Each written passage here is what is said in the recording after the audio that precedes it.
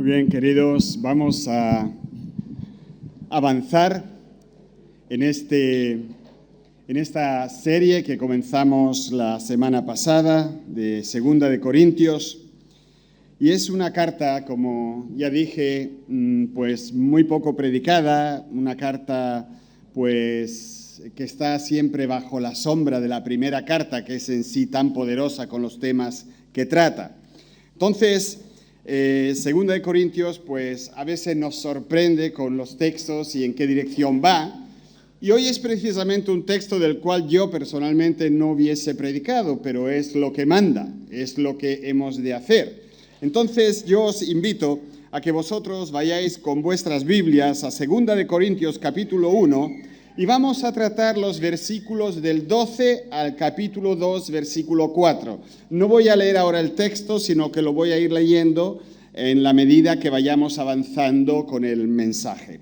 Así que quisiera comenzar tal y como lo había pensado. Cambio de planes es el título, pero no es todo de lo que vamos a hablar. Esto es simplemente un brochazo, un toque. Es triste que muchas personas resulten heridas y que incluso a veces se alejen de la fe debido a conflictos personales, conflictos familiares o en la misma iglesia. Se hacen acusaciones, los amigos dejan de hablar los unos con los otros. A veces los pastores tenemos que arrancar de raíz a nuestras familias, de donde estamos, y el cuerpo de Cristo a veces se queda con un ojo amoratado y a veces incluso KO. Sucede. Seamos realistas. Cuando el creyente lucha, no es un signo de hipocresía. Es más bien una señal de que las personas que componemos la iglesia somos gente real. El conflicto es una parte normal de la vida. La gente tendemos a reaccionar exageradamente y decir cosas en cólera que no deben de ser dichas. Y algunas de esas heridas que te pueden causar o que tú causas a otros son heridas que van a durar toda la vida. Sin embargo, quiero resaltar que a veces el problema se agrava porque aplicamos unas medidas a los demás que rebasan lo que una criatura humana está capacitado a hacer. Es decir, medimos a la persona como si se tratara de Cristo. Pero eso, amados, es muy complicado. Nosotros somos cristianos, no somos Cristo. Tú eres cristiano, tú no eres Cristo. Por eso, amados, es muy complicado, es verdaderamente complicado. Somos carne. Estamos sujetos al pecado. Cada victoria que logramos sobre la carne es precisamente eso, una victoria, y no es precisamente lo más usual. Como pastor, he estado sujeto a acusaciones que han atacado y cuestionado mi carácter. ¿Quién no ha criticado mi carácter? Hasta yo. Mis motivos. Y con razón, mis métodos, mi todo, vamos. Yo pensaba en esos momentos, ¿cómo no? Esas acusaciones no tienen ni pies ni cabeza. Pero cuando uno se lo piensa, las acusaciones tienen pie y tienen cabeza, por lo menos algunas, ¿no? Lo que pasa es que siempre que nos acusan de lo que sea, ¿no? No siempre se acierta a describir lo que hay en nuestros corazones, ni tan siquiera en nuestras acciones. A mí una vez, y esa acusación desde luego que la rechacé, me acusaron de estar casado con la esposa equivocada. Eso desde luego ya pasó la línea roja y yo me puse como una centella muy espiritual. En ese momento no fui. Por eso yo, al estar uno en un sitio visible es complicado, pero yo me identifico con Pablo en este texto que tenemos aquí. En estas palabras, Pablo se defiende de las acusaciones que los corintios le dirigieron. Y como mencionamos la semana pasada, a lo largo de la carta de 2 de Corintios, Pablo considera una y otra vez necesario defenderse de la crítica injusta que cuestionaba todo en él. Leamos los versículos del 12 al 14. Él dice: para nosotros el motivo de satisfacción es el testimonio de nuestra conciencia. Nos hemos comportado en el mundo y especialmente entre vosotros con la santidad y sinceridad que vienen de Dios. Nuestra conducta no se ha ajustado a la sabiduría humana, sino a la gracia de Dios. No estamos escribiéndoles nada que no puedan leer ni entender. Espero que comprenderán del todo, así como ya nos han comprendido en parte, que pueden sentirse orgullosos de nosotros, como también nosotros nos sentiremos orgullosos de vosotros en el día del Señor Jesús. La primera acusación que se le hacía a este apóstol de Jesucristo es que Pablo no era sincero. Siempre es una cosa peligrosa cuando nosotros asumimos cosas de los demás. Cuando asumes o pretendes estar leyendo correctamente las palabras o acciones de otra persona, es fácil que tú crees una caricatura de alguien. Así, cualquier cargo puede quedar bien fundamentado porque sencillamente se basa en la imaginación. Yo asumo tal cosa, por lo tanto esa persona es así. Yo asumo esto, por lo tanto esa persona lo está haciendo por tal razón.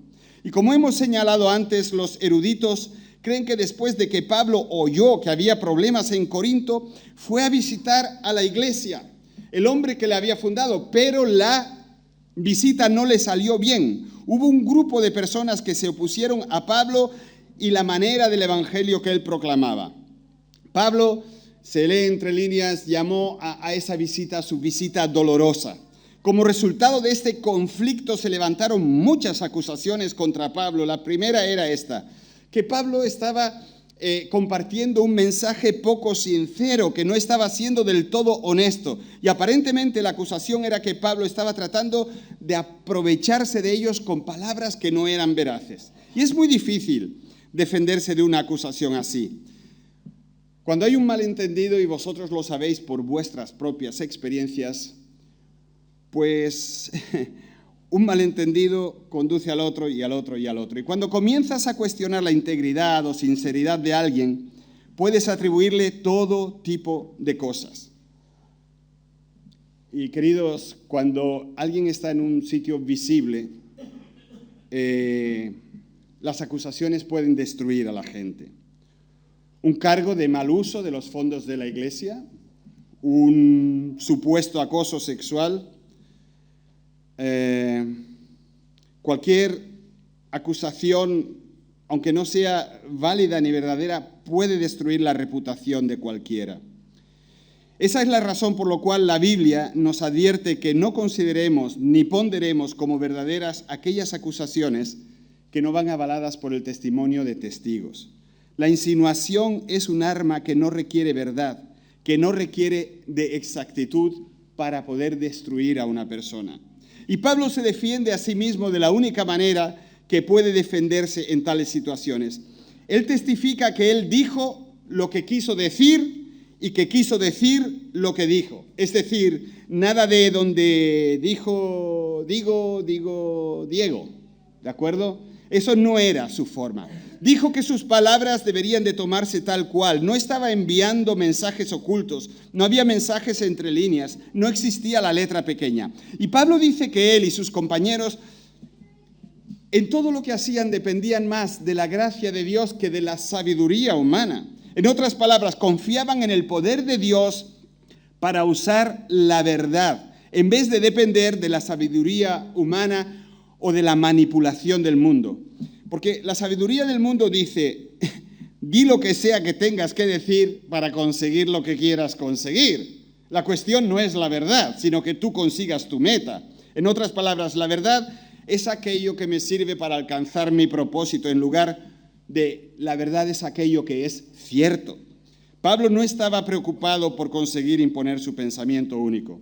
No estaba jugando con las emociones, no apelaba a la culpabilidad ni a cualquier otro tipo de tácticas de manipulación y no le preocupaba tener una gran audiencia o no. Él habló la verdad de Dios lo más claramente posible, confiando en que la verdad de Dios es lo que puede transformar a la gente. Proclamó el mensaje de que Dios ha visto nuestra vida pecaminosa, nuestra tremenda necesidad. Él dijo que frente a ese hecho Él envió a Jesús para rescatarnos. Él proclamó que no podemos salvarnos a nosotros mismos, que la ley no nos salva, sino que Dios ha hecho lo que es necesario para nuestra salvación. Él predicó que hay perdón. Él predicó que hay reconciliación. Por eso dijo que estaba seguro de que cuando todos se presentaran ante el Señor en el día del juicio, ellos estarían orgullosos de Pablo, así como él estaba orgulloso de ellos. Entonces se darían cuenta de que lo que estaba haciendo era por amor y no por alcanzar metas propias o egoístas. Permitidme hacer un inciso para intentar aplicar esto. En primer lugar, yo quisiera que escuchando este mensaje comenzaras a hacerte preguntas a ti mismo o a ti misma. La primera pregunta que tú te debes de hacer es, ¿soy culpable de cuestionar la integridad o los motivos del otro o de la otra? ¿Soy culpable de usar insinuaciones para poner en duda el carácter de una persona? ¿Estoy sacando conclusiones que se basan en mis impresiones y no en pruebas reales? ¿Es posible que haya juzgado injustamente a alguien? Si es así, confiesa tu pecado. Arrepiéntete. Puede que tengas que disculparte y pedir perdón. Puede que necesites reparar los errores que has cometido. No será fácil, pero es necesario si ese es el caso. Y en segundo lugar, necesitamos hacernos otras preguntas. ¿Estoy viviendo una vida por encima del reproche? Es decir, ¿estoy dando motivo a que haya reproche y que se me digan cosas o no? ¿Estoy hablando claramente y sinceramente? ¿Estoy tratando de manipular a personas o situaciones? Ante todo, en mi matrimonio, ¿lo estoy intentando? Tenemos que preguntarnos si estamos presentando con nuestra forma de pensar, de ser y de actuar, si estamos presentando la verdad de Dios como pueblo suyo que somos de manera sencilla y exacta. Porque, queridos, cuando nosotros reaccionamos en nuestros matrimonios, en nuestras vidas, en nuestras relaciones, ¿es así como lo haría Jesús? ¿Hablaría Jesús así? ¿Actuaría Jesús así? ¿Diría Jesús esas palabras o no? ¿O estamos comprometiendo el mensaje para hacerlo más sabroso a nosotros mismos? ¿O al mundo que nos rodea? Queridos, representamos al Señor de la verdad y de la vida. Y como sus representantes tenemos que ser testigos de la verdad ante todo en nosotros, en nuestra vida. Nosotros somos sus embajadores. Lo que hacemos representa a Dios a los demás, sea bueno o sea malo. A Pablo no solamente lo tildaban de no sincero, sino mentiroso. Pablo para ellos era un mentiroso. Fijaos lo que dicen los versículos 15 al 20. Confiando en quise visitaros primero para que recibieseis una doble bendición, es decir, visitarlos de paso a Macedonia y verlos otra vez a mi regreso de allá. Así podrían ayudarme a seguir el viaje a Judea. Al proponerme esto, ¿acaso lo hice a la ligera? ¿O es que hago mis planes según criterios meramente humanos de manera que diga sí, sí y no, no al mismo tiempo? Pero tan cierto como que Dios es fiel, el mensaje que les hemos dirigido no es sí y no, porque el Hijo de Dios Jesucristo, a quien Silvano, Timoteo y yo predicamos entre vosotros, no fue sí y no. En Él siempre ha sido sí. Todas las promesas que ha hecho Dios son sí en Cristo. Así que por medio de Cristo respondemos amén para la gloria de Dios. Aparentemente, Pablo le había dicho a los corintios que iba a venir a visitarlos, para luego visitar otras iglesias y volver después de vuelta otra vez por Corinto. Cuando llegó a Corinto, las cosas eran mucho peores de lo que Pablo esperaba. Por lo tanto, cambió de opinión acerca de la visita de regreso. Él pensó que sería contraproducente. La conclusión de sus oponentes fue que Pablo les mintió. Y yo no sé, ¿tuvisteis alguna vez que cambiar de planes? ¿Alguna vez habéis cambiado los planes? ¿Verdad que sí? Le prometiste a tus hijos una salida, ¿no? Pero un asunto laboral inesperado te lo echó por tierra. ¿A quién le ha pasado eso? A la mitad. Le dijiste a tu esposa que pasaríais el día juntos y luego te dio una jaqueca o se lo dio a ella. ¿A quién le ha pasado una cosa así? Algunos que todavía no están casados miran así, a ver si ya empiezan las jaquecas. Dijiste que asistirías a una reunión, pero surgió un imprevisto y no pudiste hacerlo. Eso nos ha pasado a todos. Ahora, cuando tú decías esto, ¿estabas mintiendo? No. Tus intenciones eran sinceras, dijiste la verdad tal como la viste en ese momento. Y como seres humanos no tenemos el privilegio de conocer el futuro. Por eso Santiago nos aconseja: ahora escuchad esto, vosotros que decís hoy y mañana iremos a tal o cual ciudad, pasaremos allí un año, haremos negocios y ganaremos dinero. Y eso que ni siquiera sabéis lo que sucederá mañana. ¿Qué es tu vida? Vosotros sois como la niebla, que aparecéis por un momento y luego se desvanece. Más bien debieran decir: si el Señor quiere, viviremos y haremos esto o aquello. Pero ahora se jactan en sus fanfarronerías. Toda esa jactancia es mala. El apóstol Santiago nos dice que debemos hacer todos nuestros planes contando con la posibilidad real de que Dios pueda tener otros planes en mente para nosotros. Y honestamente, la mayor parte del tiempo suponemos que eso es así. Sabemos que ciertas cosas podrían pasar en nuestras vidas, cosas que cambiarían todos nuestros planes en un instante. El otro día veníamos, Ana y yo, como 40 veces a la semana de Rincón para acá, por la autovía, y había un embotellamiento. De lejos veíamos luces azules, luces rojas, de todos los colores allí en la autovía. Y cuando pasamos de largo vimos que había tenido lugar un accidente. Vimos muy poco. Lo único que de veras vimos fue una persona que la estaban cubriendo con una sábana. Y dijimos: muerta.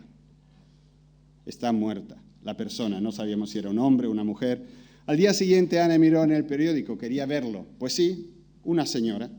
Se le averió el coche, aparcó en la cuneta, y cuando fue a poner su triángulo, ¿sabéis? Ahí otro coche se la llevó y la mató en el acto. ¿Quién le podía haber dicho a esa mujer que eso le iba a pasar? Sale por la mañana con unos planes, con una idea, ir a trabajar, ir a visitar a alguien de la familia, y en un momento la vida se le va. Yo creo que Pablo también entendió esto. Yo creo que haríamos bien si intentamos primero comprender antes de criticar. Nos ahorraría muchísimos males, queridos. Hay una respuesta, o hay varias respuestas que da Pablo aquí. Pablo trata de explicar lo que pasó. Si os fijáis en el capítulo 2, los versículos 1 al 4, dice: en efecto decidí no hacerles otra visita que les causara tristeza, porque si yo los entristezco, ¿quién me brindará alegría sino aquel a quien yo haya entristecido? Les escribí como lo hice para que al llegar yo, los que debían alegrarme no me causaran tristeza. Estaba confiado de que todos ustedes harían suya mi alegría. Les escribí con gran tristeza y angustia de corazón y con muchas lágrimas, no para entristecerlos, sino para darles a conocer la profundidad del amor que les tengo. Pablo había hecho unos planes para beneficiar a la iglesia de Corinto visitándola 2 veces. Su deseo era hacer lo que fuese mejor para ellos. Así que no pasó por Corinto en el viaje de regreso por la misma razón.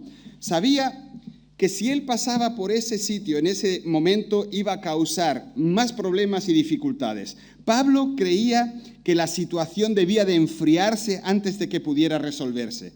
Hacer una visita en ese momento hubiese hecho más daño que bien. Una vez más podemos aprender algo de la situación de Pablo. Primero, queridos, los planes cambian. Las buenas intenciones no las podemos siempre llevar a cabo. Enfermedad, pérdida, tiempo, tráfico y cualquier número de variables pueden cambiar los mejores planes. Entonces es natural que seamos decepcionados o que decepcionemos. Si siempre sucede a los planes relacionados con una persona, si siempre estamos cambiando los planes, por ejemplo, con tu cónyuge, eso es un mal asunto. Eso es un mal asunto. Si siempre que le toca a tu cónyuge te toca a ti y no puedes, es un mal asunto. Porque eso lo que puede significar es una falta de consideración. Hay veces en que nuestros planes con nuestro cónyuge deben hacernos decir a alguien más, lo siento, pero yo tengo que estar con mi esposa o con mi esposo, pero siempre no es posible. Pero en segundo lugar, aprendemos que a veces dar un paso atrás es la mejor manera de manejar una situación volátil. Enfrentamiento inmediato puede ser explosivo. En tu casa hay un fuego abierto y tú tienes una botella de gas que está perdiendo. ¿Tú entras a tu casa? ¿A qué esperas? ¿O a que se te acabe todo el gas o a que se apague el fuego? Porque si tú juntas esas dos cosas, te revienta en la cara. Muchas veces, queridos, las relaciones son exactamente así. La confrontación inmediata no es siempre el mejor enfoque. Piénsalo, ante todo, en tu matrimonio. Cuando la gente está molesta, dicen cosas que lamentan y a menudo empeoran la situación. A veces las personas necesitan una oportunidad para reflexionar y sopesar lo que se dijo y lo que sucedió. Así que, si nosotros queremos realmente lo mejor para una relación, mira, y seamos honestos, hay relaciones en las que estamos involucrados donde en vez de buscar lo mejor, lo que buscamos es la guerra. Herir, pagar de vuelta, dejar las cosas claras. Ahora, si nosotros queremos lo mejor para una relación, haremos lo que llevará a la reconciliación. Y a veces eso es un retroceso temporal. Hay cosas que, por ejemplo, mi esposa y yo no nos gusta decirle a nadie, a una pareja. Nunca les decimos, o muy pocas veces les hemos dicho, mira, separaos durante un tiempo porque si seguís así os vais a sacar los ojos. Entonces le decimos, separaos una semana, 2, 3, o separaos de la suegra, que es peor que... Bueno, la cosa que nunca, no es nuestra tendencia hablar de separaciones, pero a veces es necesario. El apóstol Santiago nos dijo que fuésemos rápidos para escuchar, lentos para hablar, lentos para enojarnos. Para hacer esto a veces tenemos que dar un paso atrás. Y eso es lo que Pablo hizo. Y a mí me parece curioso cómo el apóstol maneja esta situación tan delicada. El Señor Jesús había dicho, no juzguéis para no ser juzgados, ¿verdad? No juzguéis para no ser juzgados. Y Pablo amplió ese pensamiento en su primera carta a esta iglesia de los Corintios y les dice, por mi parte, en 1 Corintios 4, 3 y 4 dice, por mi parte muy poco me preocupa que me juzguen ustedes o cualquier tribunal humano. Es más, ni siquiera me juzgo a mí mismo, porque aunque la conciencia no me remuerde, no por eso quedo absuelto. El que me juzga es el Señor. Parece ser que el criticismo de parte de los corintios a Pablo y su ministerio venía de largo. Sin embargo, ahí lo tenemos, intentando solucionar todo lo posible. Y hay hermanos que tuviésemos en nuestras relaciones personales esa paciencia y esa visión. Pablo nombra aquí 3 tribunales, ¿verdad? La gente, es decir, la gente lo estaban juzgando y él dice, mira, realmente eso no es lo que a mí me importa. Tribunales humanos, tampoco. Mi propia conciencia, tampoco. Ninguno lo estorba de verdad, porque quien lo juzga es Dios. Aleluya, queridos. Quien al final juzga es Dios. ¿Y por qué es alegría? Porque Dios nos juzga siempre, siempre, por medio de Cristo. Y eso significa, primero, gracia, luego, amor, luego, perdón, reconciliación, misericordia. A mí me agrada que sea Dios el que al fin y al cabo juzga, porque es un juicio correcto. Mirad, me gustaría dar el último paso en lo que es este texto, porque detrás de todo hallamos un principio subyacente muy importante, y es que Dios es siempre fiel. Dilo conmigo, Dios es siempre fiel. Escuchemos lo que suena en medio de esa discusión sobre la verdad y las promesas rotas. Volvamos a los versículos 21 y 22. Dice, Dios es el que nos mantiene firmes en Cristo, tanto a nosotros como a vosotros. Él nos ungió, nos selló como propiedad suya y puso su espíritu en nuestro corazón como garantía de sus promesas. Yo creo que esta es la clave de toda la actitud de Pablo. y debe de ser la clave de nuestra mentalidad y actitud también, en medio de todo este ataque personal. Y queridos, nosotros nos sentimos cada uno en momentos dados bajo ataque, sea porque hemos escuchado que alguien ha dicho, o porque nos lo han dicho a la cara, o porque el colega, o por lo que sea, ¿no? Y entonces Pablo le recuerda a los corintios algunas verdades muy importantes. Solo estamos en pie, solo existimos por la gracia y por la fuerza de Dios.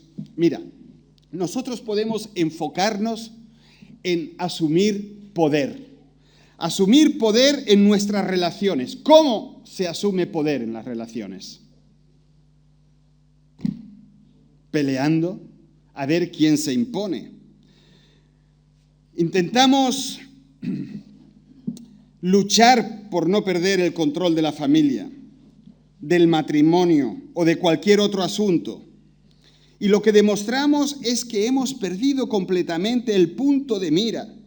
Queridos, nosotros estamos firmes, estamos en pie, estamos bien, no porque nosotros podamos manipular las situaciones o a otras personas, no porque yo pueda dirigir a mi familia o tener la voz cantante en el matrimonio o en la iglesia o en nuestra agenda o en mi visión. Permanecemos firmes en Cristo, en la vida, a través de su poder, de que Él nos sostiene. Eso es lo que vale. Queridos, no es lo que nosotros nos ganamos. Y eso, mirad, si lo aplicásemos, por ejemplo, a los matrimonios, sería tremendo. No, tú lo que tienes en tu matrimonio no es porque te lo hayas ganado a golpes, sino porque Dios te lo da. Y si tú vives los principios del Señor en tu matrimonio, si tú vives los principios del Señor en tu vida profesional, tú vas a estar en pie porque las promesas de Dios son fieles, son verdaderas. Él está ahí. Los ataques que le hicieron a Pablo ponían de manifiesto una falta de madurez en el mejor de los casos o una fe falsa en el peor de los casos. Y hermanos, para bien o para mal, el mundo mira a los cristianos y saca conclusiones acerca de cómo supuestamente es Dios. Por ejemplo, si nosotros somos duros, mezquinos, negativos con las personas que se dedican a ciertos pecados, yo estoy hablando, por ejemplo, aquí de un homosexual, de un inmoral, entonces las personas esas llegan erróneamente a la conclusión de que Dios los odia, pero Dios no los odia. Dios odia el pecado, no a la persona. Por eso cuando tú veas que alguien realmente va por un camino malo, no seas mezquino con él, no lo castigues por eso. Muéstrale la misericordia que Dios tiene contigo. Muéstrale el amor, la paciencia que el Señor te ha demostrado a ti tantas veces. Cuando redefinimos la verdad o negociamos estándares morales para ajustarnos a nuestras costumbres culturales, la gente llega a la conclusión de que los estándares de Dios, del bien y del mal, son negociables, pero no lo son. Dios no negocia su estándar. Cuando escogemos y luchamos entre nosotros, cuando siempre estamos poniendo de relieve lo negativo o magnificando las faltas de la gente en la iglesia o fuera de la iglesia, la gente lo que va a asumir es que Dios enfoca todo en lo negativo. Concluyen que ser parte de la iglesia significará que la gente va a ser crítica con ellos.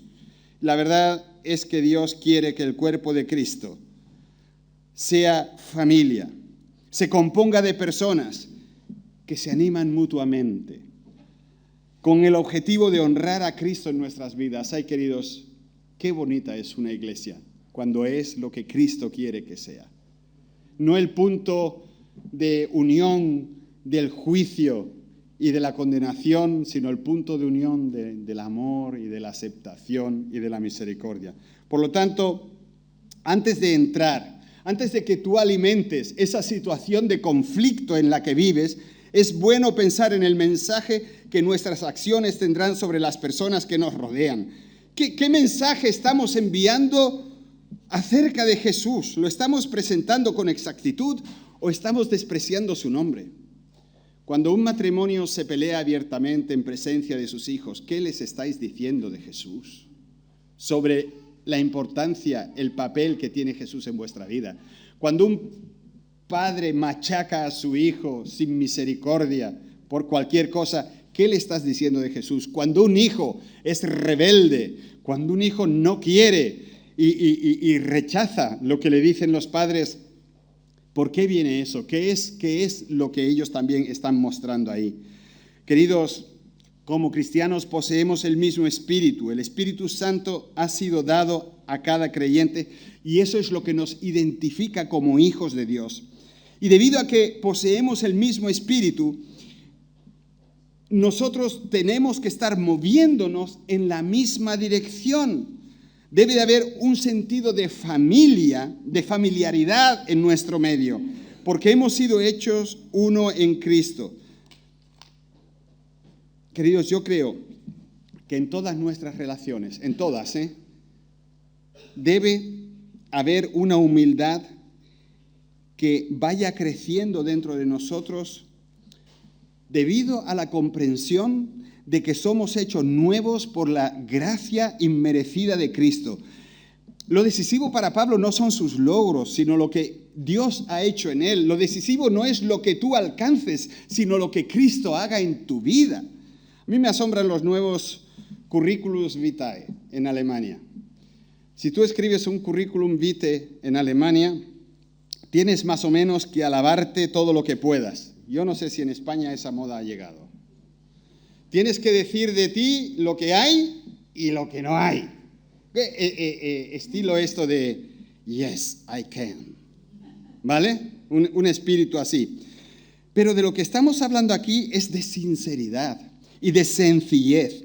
Búscalo. Ante todo en tus relaciones personales. Tienen el premio de la bendición de Dios. Yo quiero llegar a las conclusiones finales porque podemos admitir, y yo lo admito, que esto es un texto raro para predicar sobre él, pero está aquí, el Señor nos lo ha dado. Y tenemos una tendencia a leer estas palabras y concluir rápidamente de que algo así no tiene un propósito para nosotros. Pero Dios conservó esta carta por una razón. El problema que Pablo enfrentaba con la congregación en Corinto no es exclusivo de Pablo y de los corintios, sino que son problemas que se hacen fuerte una y otra vez en nosotros. ¿Quién de nosotros no tiene conflictos? Gracias a Dios que no somos de las iglesias que dicen o eres perfecto o no estás. Entonces la gente, todo el conflicto en su casa, se muerden, se arañan y vienen aquí a la iglesia y parecen santos en bote. Eso no es así. Somos gente absolutamente necesitada de la gracia del Señor en nosotros.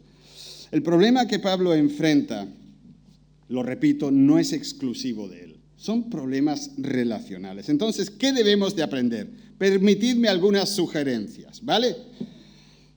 Algunas pocas. Debemos de tener cuidado con lo que decimos unos a otros o unos de otros. Acusaciones imprudentes pueden hacer un gran daño a la gente y al reino de Dios. Bendiciones pueden hacer un gran bien a la gente y al reino de Dios. Antes de hacer una acusación acerca de alguien, cualquier cosa, ¿de acuerdo? Hay que detenerse y hacerse unas preguntas. Yo, cuando acuso a alguien, ¿tengo todos los hechos? Si no has hablado directamente con la persona de la que tú estás hablando, no puedes tener todos los hechos. ¿Es esto algo que es otra pregunta que debería yo de responder con gracia? Queridos, incluso si una persona ha fracasado o ha decepcionado, incluso si una persona nos ha enojado, la pregunta que tenemos que hacernos es, ¿no debemos simplemente de pasar por alto la ofensa en gracia y en misericordia? Yo creo que sí. Porque con la medida que midamos, seremos medidos, ¿verdad? Y no es planchar la maldad y meterla debajo de un mantel para que el día menos esperado la saquemos y digamos, ¿te acuerdas de eso? Vosotros sabéis, ¿no? Lo de las mujeres históricas y no histéricas y todo eso, ¿no? No, os reís, pero es una verdad como un templo. Los hombres tenemos Alzheimer con los problemas. No nos queremos acordar y los olvidamos. Por eso el Señor nos ha puesto como cabeza de la familia, porque si siempre estamos sacando aquello, No vivimos.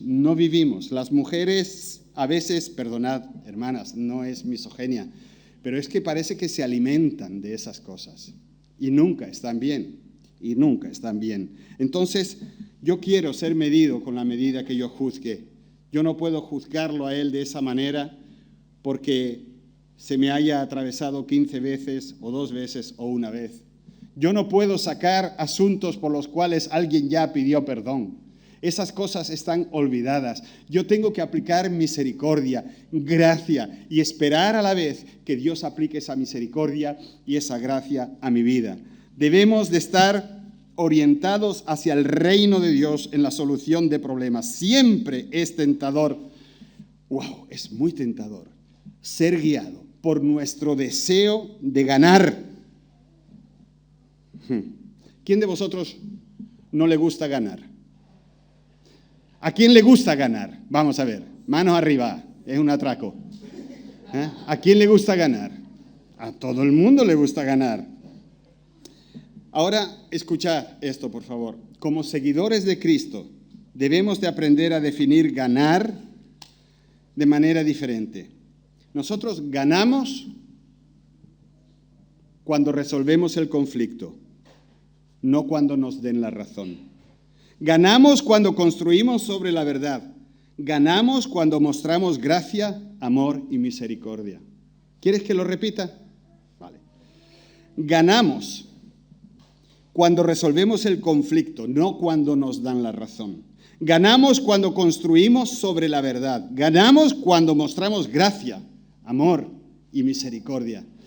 Tú no ganas cuando tienes al enemigo machacado y pisándole la cabeza. Eso no es ganar en el sentido espiritual. Y finalmente debemos de proteger la unidad que tenemos entre nosotros. Nuestro trabajo es construir puentes, es mostrar al mundo el amor de Cristo en medio de nosotros. Debemos de construir puentes con creyentes de otras iglesias. Debemos de trabajar para resaltar las fortalezas en lugar de escoger las diferencias. Debemos de centrarnos no en las cosas que dividen, sino en el hecho de que somos parte de la misma familia. Y así, hermanos, la iglesia y nuestras familias van a ser reconocidos como un lugar de sanidad, un lugar de descanso, de paz, de reconciliación, de unidad. ¿No queréis que sea eso cierto? Y eso empieza con nosotros. Eso es lo que atraerá al mundo. Eso es lo que va a atraer a la familia, a los vecinos, a los compañeros, a los amigos.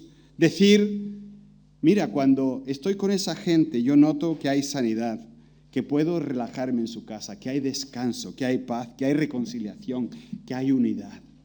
Y eso es lo que gana el mundo. No lo que digamos, sino lo que la gente lea en nuestras vidas. Que el Señor bendiga su palabra en cada uno de nosotros. Amén. Amén.